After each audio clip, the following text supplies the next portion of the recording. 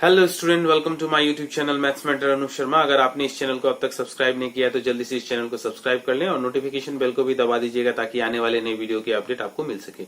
आज हम करेंगे क्लास 11 का चैप्टर नंबर 2।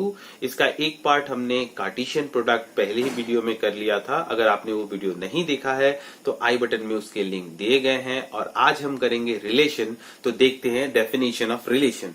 तो रिलेशन का डेफिनेशन क्या बोलता है? Let A and B be two set, then A relation R from A into B is a subset of A Cartesian product B.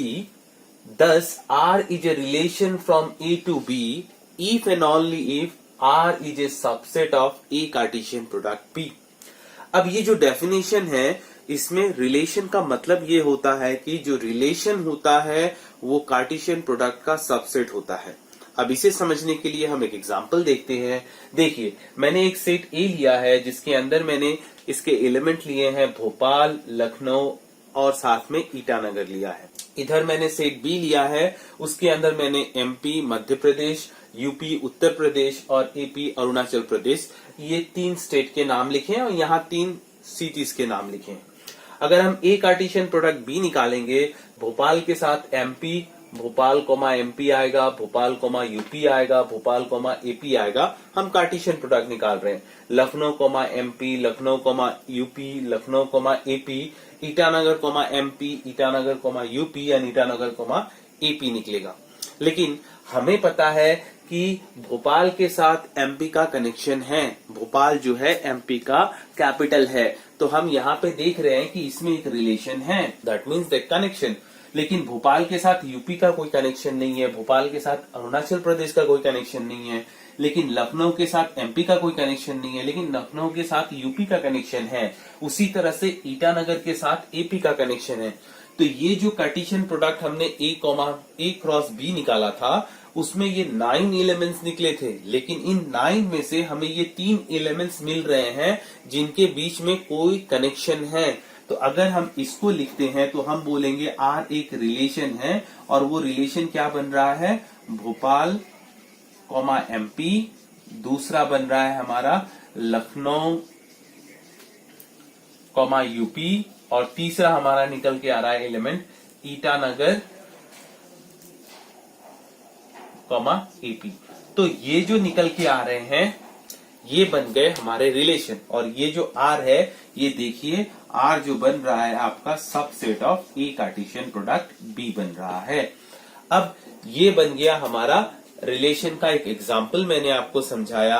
अब ये जो हमने लिखा है इस एलिमेंट्स को रिलेशन के, ये मैंने टेबुलर फॉर्म में लिखा है, मैंने सारे के सारे एलिमेंट को लिख दिया।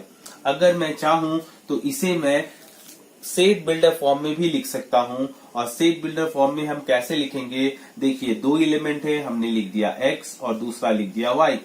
x आ गया इन सिटीज के लिए और स्टेट्स के लिए वे y आ गया। हम यहाँ पे लिखेंगे x जो है वो क्या है? पहला वाला कैपिटल है, दूसरे वाले एलिमेंट का मतलब स्टेट का। तो x इज ए कैपिटल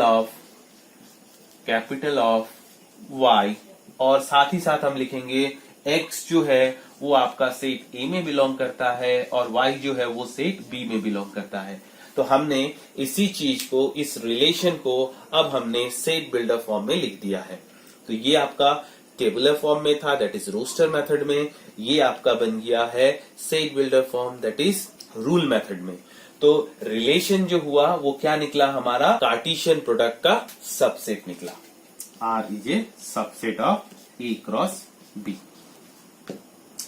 अब देखिए यहाँ पे जैसे ये एलिमेंट है भोपाल कॉमा एमपी, तो ये जो है ये बिलोंग करता है रिलेशन के अंदर। तो हमने क्या लिखा? भोपाल कॉमा एमपी, ये ऑर्डर्ड पेयर रिलेशन के अंदर बिलोंग करता है। अगर इसमें से कोई दूसरा होता, जैसे आपका ये लखनऊ कॉमा एपी, ये एक्चुअली हमारा रिलेशन के अंदर नहीं आता, तो हम इसको लिखेंगे this is not belongs to R. ठीक है। अब ये जो Bhopal comma MP belongs to R लिखा, मतलब क्या होगा? भोपाल जो है वो क्या है? वो रिलेटेड है किसके साथ? एमपी के साथ रिलेटेड है। लेकिन लखनऊ जो है ये जो है हमारा नॉट रिलेटेड टू एपी है, तो हम इसको ऐसे लिखते हैं। जब भी कोई ऑर्डर्ड पेयर हम लेंगे, अगर वो रिलेशन के अंदर रहता है, बिलोंग करता है, तो उसका मतलब क्या होगा, एक एलिमेंट दूसरे के साथ रिलेटेड है। और अगर वो बिलोंग नहीं करता है तो हम उसको लिखेंगे not related to that element. अगर हम इसे रे डायग्राम से दिखाना चाहें तो इसे हम ऐसे दिखाते हैं। मान लीजिए ये वाला हमारा सेट ए बन जाएगा, ये वाला हमारा सेट बी बन जाएगा। ये ए है, ये बी है। अब इसके अंदर हमने क्या क्या लिया था, भोपाल है, तो ये भोपाल हो गया हमारा। दूसरा हमारा लखनऊ है, तो ये हमारा लखनऊ हो गया। ये हमारा ईटानगर है, ईटानगर, ये मैंने लिख लिया। ये आपका है एमपी, यूपी एंड एपी। अब यहाँ देखिए, ये वाला एलिमेंट इसके साथ रिलेटेड है, ये वाला इसके साथ रिलेटेड है, ये वाला इसके साथ रिलेटेड है। तो इस तरह से जब हम इसको शो करते हैं तो इसे हम रे डायग्राम बोलते हैं। अब इस रिलेशन में देखिए, फर्स्ट एलिमेंट्स जो है ऑर्डर्ड पेयर के, इसे हम बोलेंगे डोमेन ऑफ द रिलेशन। अब यहाँ पे डोमेन अगर मैं बोलूं तो डोमेन बनेगा इसका भोपाल बनेगा, लखनऊ बनेगा और साथ ही साथ ईटानगर बनेगा। और अगर हम रेंज के बारे में बोलें तो रेंज ऑफ द रिलेशन जो होगा वो आपका बनेगा, सेकेंड वाले एलिमेंट को हम यहाँ पे जो सेट बनेगा उसको हम बोलेंगे रेंज। और रेंज के अंदर आएगा हमारा एमपी, यूपी एंड एपी आ जाएगा, ये हमारे रेंज में गिरेगा। तो दरअसल हम डोमेन को किस तरह से डिफाइन करते हैं, देखिए इस डोमेन को हम लोग डिफाइन करते हैं, domain of a relation is equal to R is equal to हम लिखते हैं ए जो है, जो फर्स्ट एलिमेंट है उसको हम लिखते हैं सच दैट, यहाँ पे लिखेंगे such that A comma B belongs to R. मतलब जो एलिमेंट रिलेशन के अंदर बिलोंग करता है उस एलिमेंट के फर्स्ट, मतलब उस ऑर्डर्ड पेयर के फर्स्ट एलिमेंट के सेट को हम बोलते हैं डोमेन। उसी तरह से हम रेंज को भी हम डिफाइन कर सकते हैं इस तरह से, range of the relation is equal to होगा second element of the ordered pair, मतलब बी जो रिलेशन के अंदर बिलोंग करता है। मतलब ए कॉमा बी ये रिलेशन के अंदर बिलोंग कर रहा है और इसमें से सेकेंड वाला एलिमेंट जो है वो क्या होगा, उसके सेट को हम रेंज बोलेंगे। मान लीजिए एक सेट है, उसके अंदर एलिमेंट है 1, 2, 3 और एक सेट है बी जिसके अंदर एलिमेंट है 4, 5। अब अगर मैं यहाँ पे एक रिलेशन डिफाइन करूं और रिलेशन में मैंने ले लिया 1, 4 है, 1, 5 है, 2, 5 है, पकड़ लीजिए ये एक रिलेशन मैंने डिफाइन कर लिया। तो यहाँ पे इस रिलेशन का जो डोमेन होगा वो डोमेन बनेगा हमारा, जो मैंने एलिमेंट लिया, मैंने क्या लिया 1 लिया और 1 है, इसमें भी 2 है, तो ये 1 और 2 ये मेरा डोमेन बन जाएगा, क्योंकि मैंने सिर्फ इन दो एलिमेंट ही दिख रहे हैं मुझे फर्स्ट पोजीशन में। और मुझे रेंज अगर निकालना है तो रेंज में सेकंड पोजीशन में मुझे 4, 5 और 5, मतलब मुझे दो एलिमेंट दिख रहे हैं 4 और 5, तो ये बनेगा मेरा रेंज ऑफ दिस रिलेशन। तो अब देखिए, if R is a relation from A to B, अगर R जो है वो एक रिलेशन है, कहां से, ये एक रिलेशन है फ्रॉम सेट A से सेट B में, तो A, B ordered pair belongs to R, then we write A is related to B, and if A, B not belongs to R, then we write A is not related to B. देखिए ये है set A जिसके अंदर element है 1, 2, 3 और set B है जिसके अंदर एलिमेंट है 4, 5। पकड़ लीजिए कि एक रिलेशन मान लिया जिसमें कुछ एलिमेंट्स ले लिए, जैसे 1, 5 ले लिया, 2, 4 ले लिया और 3, 4 ले लिया। ये एक रिलेशन है। अब ये रिलेशन जो है इसका सबसेट है, क्योंकि ये सारे एलिमेंट वापस एक कार्टेशियन प्रोडक्ट बी में रहेंगे, तो हमने ये ले लिया। अब देखिए ये जो 1, 5 है इसको हम क्या लिखेंगे, ये बिलोंग करता है आर के अंदर, तो इसको हम कैसे लिखते हैं, 1 इज रिलेटेड टू 5 लिखेंगे। वैसे ही अगर हम लिखते हैं 2, 4 ये बिलोंग्स टू आर है तो इसको हम बोलेंगे 2 इज रिलेटेड टू 4। लेकिन वहीं पे अगर 5 है, क्या ये 2, 5 आपका इसमें बिलोंग्स करता है, तो ये आर के अंदर नहीं आता। अब जब ये आर के अंदर नहीं आता तो इसको हम लिखेंगे 2 इज नॉट रिलेटेड टू 5। हम एक्चुअली लिखते कैसे हैं, इसको ऐसे लिखेंगे 2 इज नॉट रिलेटेड टू 5, मतलब आर को हम ऐसे काट देंगे। सो 2 क्या है, नॉट रिलेटेड टू 5 है। इसके बाद यहाँ पे देखते हैं अगर इफ आर एक रिलेशन है जिसके अंदर कुछ भी नहीं है, कोई भी एलिमेंट अगर नहीं आता, आर इज इक्वल टू 5 है, then it is called empty और नल रिलेशन। मतलब हमने एक ऐसा सेट पकड़ा, एक ऐसा रिलेशन लिया जिस रिलेशन के अंदर अगर कुछ भी हमें एलिमेंट ना मिले तो उसे हम बोलेंगे एम्प्टी रिलेशन या नल रिलेशन बोलेंगे। Whereas अगर R के अंदर सभी के सभी एलिमेंट कार्टेशियन प्रोडक्ट के आ जाए, मतलब जो A क्रॉस B करने के बाद हमको मिलने वाले थे सारे के सारे अगर R बन जाते हैं, मतलब R के एलिमेंट बन जाते हैं, तो वैसे केस में हम उस रिलेशन को यूनिवर्सल रिलेशन बोलते हैं। अब अगर आप देखते हैं n ऑफ A, अगर number of elements in set A अगर m है, number of elements in set B अगर n है, then total number of subsets कितने होंगे? टोटल नंबर ऑफ सबसेट होंगे ए कार्टेशियन प्रोडक्ट बी के, मतलब हम कितने रिलेशन डिफाइन कर सकते हैं वो होगा 2 to the power m into n। Next यहाँ पे एक सम देखते हैं। देखिए यहाँ एक सेट दिया गया है ए जिसके अंदर एलिमेंट 1,2 है और दूसरा सेट है बी जिसके अंदर एलिमेंट 3,4 है।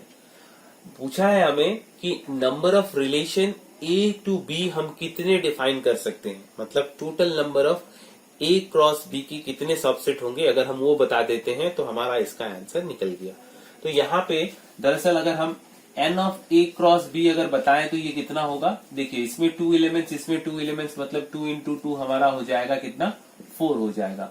तो टोटल नंबर ऑफ यहाँ पे नंबर ऑफ रिलेशन हो जाएंगे, नंबर ऑफ रिलेशंस हो जाएंगे फ्रॉम कहां से कहां तक? ए टू बी हो जाएंगे 2 to the power 4, that is 16 हो जाएगा इसका आंसर। नेक्स्ट देखिए यहाँ पे पूछा है, दिया गया है सेट ए है, उसके अंदर एलिमेंट 1 2 3 4 अप टू 14 तक है और एक रिलेशन डिफाइन किया गया है फ्रॉम सेट ए से सेट ए में, वेयर रिलेशन किस तरह से बोला गया है कि x, y such that 3x minus y equal to 0 है, where x, y belongs to a, write down its domain, codomain and range.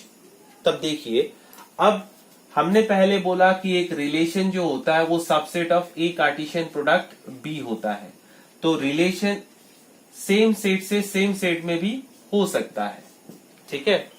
तो एक सेट से दूसरे सेट में हो या सेम सेट से सेम सेट में हो, तो फिलहाल इस क्वेश्चन में हमें सेम सेट से सेम सेट में ये रिलेशन दिया गया है। मतलब यहाँ पे जो रिलेशन है वो आपका कहां से कहां तक है? ए से ए में है। अब ये किस तरह से डिफाइन किया गया है? देखिए R इज ए रिलेशन, इसके अंदर लिखा गया है x, y such that 3x minus y is equal to 0, जहां पे x, y जो है वो A के अंदर बिलोंग करता है। अब हमें सबसे पहले इस रिलेशन के एलिमेंट्स को निकालना है। दरअसल जब ये A से A में रिलेशन है तो इसमें एक्चुअली हो क्या रहा है? A कार्टेशियन प्रोडक्ट A के अंदर यहाँ पे कौन से एलिमेंट आ रहे हैं? 1,1। जब आप A के साथ A का कार्टेशियन प्रोडक्ट अगर निकालते हैं तो इसके अंदर एलिमेंट क्या आएगा? 1,1, 1,2, इस तरह से लास्ट में 14,14 तक ये एलिमेंट हमारे आ रहे हैं। अब इनमें से कुछ एलिमेंट जो यहां आएंगे वो एक रिलेशन बनेगा और उनमें से कौन आएंगे जो ये कंडीशन सेटिस्फाई करेगा। कंडीशन क्या है? 3x minus y equal to 0। तो मैं इसको ऐसे लिख सकता हूं, देखिए x, y सच दैट, मैंने इसे लिख दिया y is equal to thrice x, y belongs to a।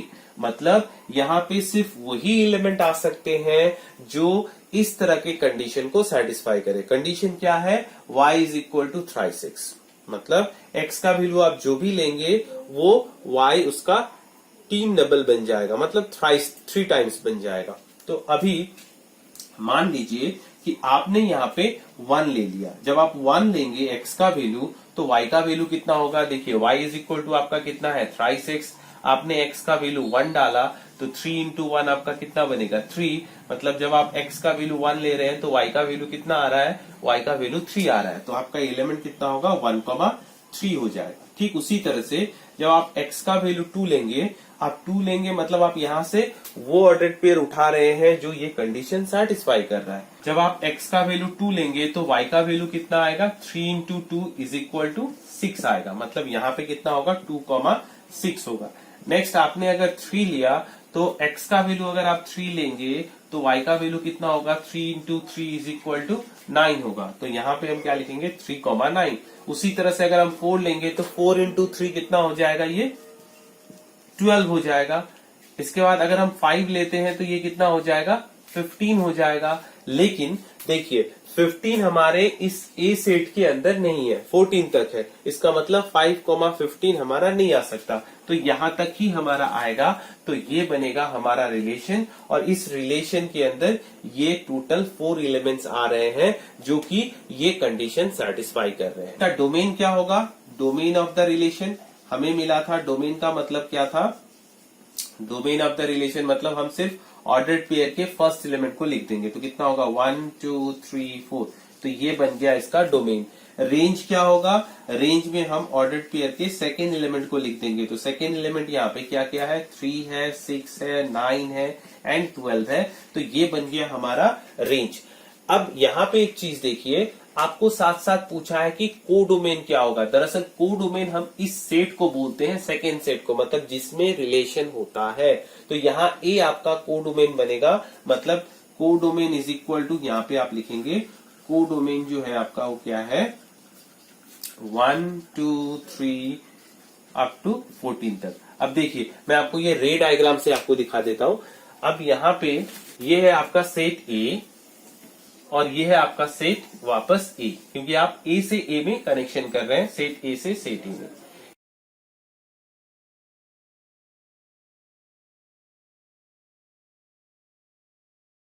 तो यहाँ पे क्या निकला हमारा, 1 के साथ 3, 2 के साथ 6, 3 के साथ 9 एंड 4 के साथ 12 निकला है। तो अब देखिए ये पहले वाले सेट में जो भी एलिमेंट हमारे इसके साथ कनेक्टेड है उनको हम डोमेन बोलते हैं। तो डोमेन में हमारे आ गए 1 2 3 4, ये रहा आपका डोमेन। और रेंज में जो यहाँ कनेक्टेड है सेकेंड वाले सेट में, राइट साइड वाले सेट में जो जो एलिमेंट कनेक्टेड है उनके सेट को हम बोलते हैं रेंज। तो आ गया 3 6 9 12, देखिए 3 6 9 12 आ गया। और this entire second set is called codomain. तो एंटायर सेकेंड सेट हमारा क्या है, कोडोमेन 1 2 3 अप टू 14 तक।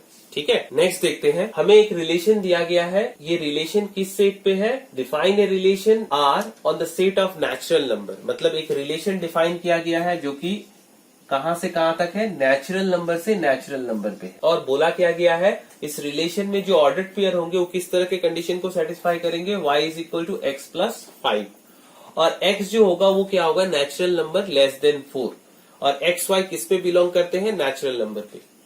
तो हमें इस रिलेशन को रोस्टर फॉर्म में लिखना है और इसके डोमेन और रेंज को निकालना है। तो सबसे पहले आप देखिए ये जो रिलेशन है फ्रॉम नेचुरल नंबर से नेचुरल नंबर में है, इसका मतलब ये कार्टेशियन प्रोडक्ट किसका है, नेचुरल नंबर से नेचुरल नंबर का। तो इसके अंदर एलिमेंट क्या आएंगे, 1 1 1 2, और ये कहां तक आएंगे हम नहीं बता सकते क्योंकि ये अप टू इन्फिनिटी तक जाएगा। लेकिन हमें इनमें से किसको लेना है जो कि ये कंडीशन को सेटिस्फाई करेंगे। तो मैं यहाँ पे रिलेशन को लिख रहा हूं। रिलेशन जो हमें दिया गया है वो दिया गया है x, y सच डेट, इसमें कंडीशन है y is equal to x plus 5, और x जो है वो नेचुरल नंबर है, x is a natural number less than 4, and x, y belongs to n दिया गया है। अब यहां पे हमको क्या करना है, x का value less than 4, natural number, आपको x का वैल्यू जो लेना है वो आप 1 2 3 ले सकते हैं क्योंकि लेस देन 4 लेना है। तो y is equal to x plus 5 हमारा कंडीशन में है। अगर आप x का वैल्यू 1 डालेंगे तो 1 प्लस 5 इसका वैल्यू आ जाएगा 6। इसका मतलब यहाँ पे जो एलिमेंट होगा वो होगा 1,6 अगर आपने 1 लिया। अगर आपने x का वैल्यू 2 लिया तो 2 प्लस 5 कितना बनेगा, ये आपका 7 बनेगा, तो 2,7 बन जाएगा। अगर आपने 3 लिया तो ये आपका 8 बन जाएगा। आप 4 नहीं ले सकते क्योंकि लेस देन 4 बोला गया है। तो इस रिलेशन के अंदर ये 3 एलिमेंट्स आएंगे। अब हमें इसका डोमेन बताना है, तो डोमेन ऑफ दिस रिलेशन क्या होगा, डोमेन मतलब हमको फर्स्ट एलिमेंट्स को लिख देना है। तो यहाँ फर्स्ट एलिमेंट में 1 2 3 आएगा, तो ये आपका बन जाएगा डोमेन। और अगर हम रेंज ऑफ दिस रिलेशन निकालें तो रेंज के अंदर सेकेंड एलिमेंट आएंगे जो कि है आपका 6 7 एंड 8। ये था हमारा वीडियो ऑन रिलेशन के ऊपर। अगर आपको ये वीडियो पसंद आया है तो इसे लाइक शेयर और सब्सक्राइब जरूर कीजिएगा। Thank you.